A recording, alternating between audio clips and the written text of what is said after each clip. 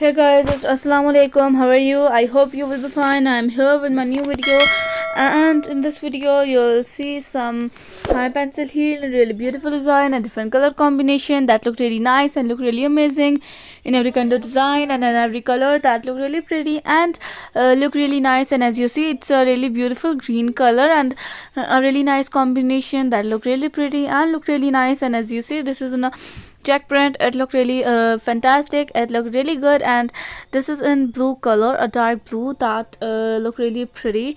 This is a really colorful and it looked really good. And as you know, heels are that type of footwear that goes with your kind of outfit, like it's western or it's traditional. It looks really beautiful with both and enhance your personality, make your outfit more pretty and make it more beautiful. So you can get ideas for that. And I hope you like this video. If you like this video, so watch this video till end. And if you want to add some heels in your collection to make your collection more interesting and make it more beautiful, so you can get ideas for that. And as you see here, high pencil heel, often referred to as stiletto heel, are a type of a high heel shoe with a thin tall heel that is narrower than the heel's base.